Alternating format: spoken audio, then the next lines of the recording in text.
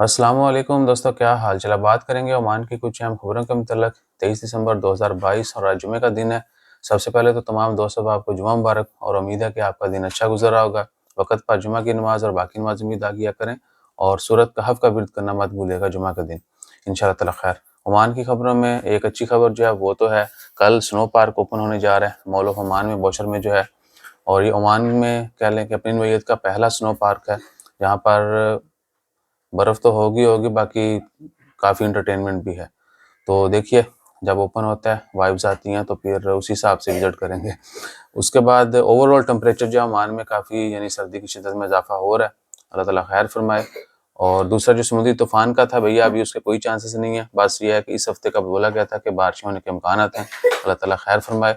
और दूसरी खबर है, निज़वा में एक अफ़सोसनाक वाक़या पेश आया, रेस्टोरेंट में आग लगने का वाक़या। तो ओमान जो है सीडीए, उन्होंने बरवक़्त जो है कार्रवाई की और आग के ऊपर तो काबू पा लिया गया।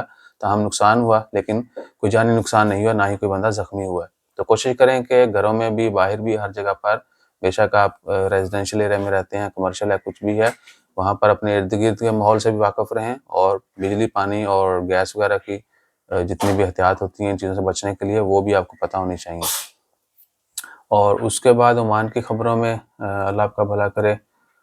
मौसम का हो गया, ये हो गया। हाँ, अज़ेबा पार्क का भैया वीडियो कल बनाएँगे, वो उसने कल शाम को ही कमेंट कर दिया कि भैया ना आपने कहा था आज जो है ना वीडियो बनाएँगे आप ये ओबरा लेक पार्क की, तो भैया आज शाम को जाएँगे, बनाएँगे वीडियो और बच्चों से बात करवाएँगे। बहुत सारे दोस्त कहते हैं ईसा से बात नहीं करवा रहे आप, तो ईसा थोड़ा डाउन था, उसकी वीडियोज़ भी शेयर करेंगे।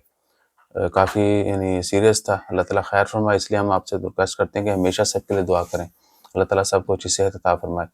और उसके बाद ओमान की खबरों में वल्लाही कोई बड़ी खबर नहीं है। जैसे कोई अपडेट्स आती हैं फिर वो शेयर करेंगे आपके साथ। अपना ख़्याल रखिएगा, दुआ में याद रखिएगा।